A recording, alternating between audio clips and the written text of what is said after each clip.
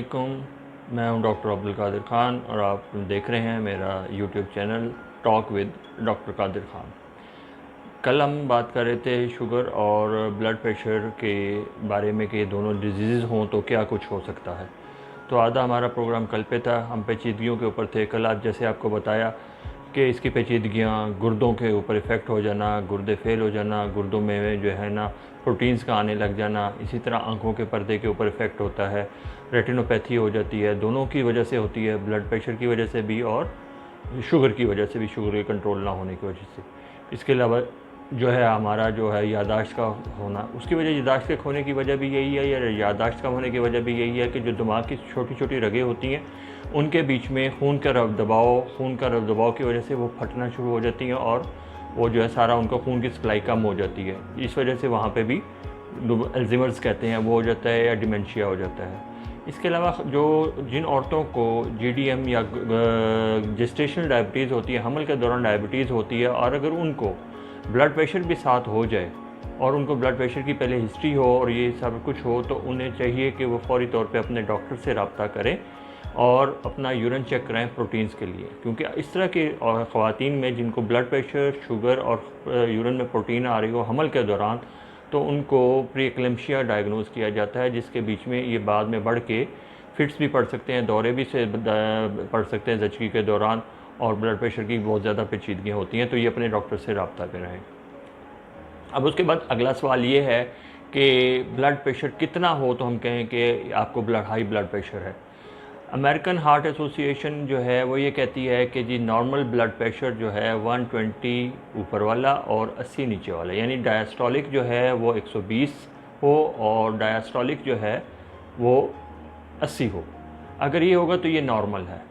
और अब दूसरा सवाल ये आ सकता है कि जी किस लेवल को कहा जाए कि आपका हाइपरटेंशन के लेवल हैं। तो 130/90 से ऊपर डायबिटिक पेशेंट में जो भी लेवल होगा वो उसको हम कहते हैं कि ब्लड प्रेशर का उसको तशख़ीस कर ली जाती है और उसके इलाज की ज़रूरत होती है। अब इससे एहतियाती तदाबीर क्या होंगी कि ये चीज़ें ना हों। जैसे एहतियाती तदाबीर हैं वही जो इसकी करने की वजूहात बनती हैं कि हमारा जो लाइफ़स्टाइल है, लाइफ़स्टाइल की मॉडिफिकेशन शुगर में भी है और ब्लड प्रेशर के बीच में भी है। अब वो लाइफ़स्टाइल की मॉडिफिकेशन के लिए भी वही जो पहले अमेरिकन डायबिटिक एसोसिएशन कहती थी, अब हार्ट एसोसिएशन हाइपरटेंशन के लिए, ब्लड प्रेशर के लिए भी कहती है कि हफ्ते की 150 मिनट की एक्सरसाइज जो है ब्रिस्क वॉक वो ज़रूरी है, या 30 मिनट की डेली जो है आपकी जो एक्सरसाइज हो, स्विमिंग हो, वो ज़रूरी है, या दोनों की कंबाइंड हो। इसके अलावा ब्लड प्रेशर के मरीज़ों को जिनको शुगर भी हो, नमक का इस्तेमाल बहुत कम करना चाहिए। ये था क्योंकि नमक ही अंदर इकट्ठा होता है और उसकी वजह से फिर ब्लड प्रेशर बढ़ना शुरू हो जाता है। तो नमक का एक्स्ट्रा सॉल्ट जो है वो इस्तेमाल नहीं करना चाहिए उन्हें कि जी डाल के खा रहे हैं, आटे में भी गूंदा जा रहा है, ये चीज़ें जो है ना, ये चीज़ें नहीं वहाँ उसके बीच में होनी चाहिए। फिर इसके साथ कोल्ड ड्रिंक्स, वहाँ उसमें भी मना है, इसमें भी मना है, क्योंकि उनमें भी कार्बोनेटेड ड्रिंक्स होती हैं, उसमें भी सोडियम होता है। इसके साथ फिर उसके बाद ये चर्बी वाली जो होती हैं ग़िज़ा वो नहीं लेनी चाहिए, बिल्कुल नहीं लेनी चाहिए। आपको वज़न अपना कम करना चाहिए। रेगुलर एक्सरसाइज आपको बता दिया है।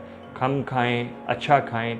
अच्छे खाने से मतलब ये है कि आप अपनी ग़िज़ा में चिकनाई वाली चीज़ें कम से कम कर दें। अगर आपने लेनी भी है तो गुड फैट्स लें, फ़िश लें, वाइट मीट लें, रेड मीट ना लें, ऑलिव ऑयल इस्तेमाल करें। इसके अलावा जो है आप जब ये इन चीज़ों के साथ साथ आपको वाइट ब्रेड जो है ये वो नहीं लेनी चाहिए, आपको ब्राउन ब्रेड इस्तेमाल करें या मल्टीग्रेन ब्रेड इस्तेमाल करें। और अब इसके बाद आ जाता है कि जी, और इसके अलावा स्मोकिंग से बिल्कुल परहेज़ है, स्मोकिंग नहीं करनी चाहिए, दोनों ही कंडीशंस में नहीं करनी चाहिए, नुकसान देती हैं और दिल के दौरे का ख़तरा बढ़ाती हैं ब्लड प्रेशर और शुगर के मरीज़ों में। तो स्मोकिंग बिल्कुल अवॉइड करनी चाहिए।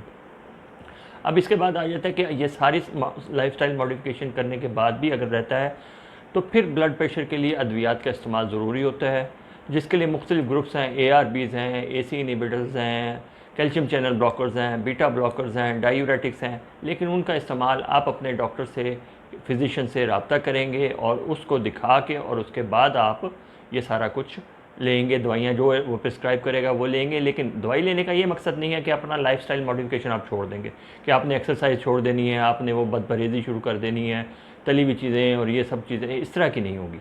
तो दवाई का असर अच्छे तरीके से उसी वक्त होता है जब हम अपने खुराक और ग़िज़ा को भी ठीक करेंगे।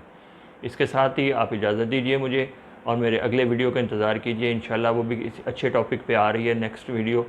और इस वीडियो को लाइक करें, सब्सक्राइब करें और शेयर करें, बेल आइकॉन दबा दें ताकि मेरी हर वीडियो आपको वक्त से फ़ौरन मिल जाए ताकि आप देख के उससे मुस्तफ़ीद हो सकें। अस्सलामु अलैकुम वरहमतुल्लाहि वबरकातुहू।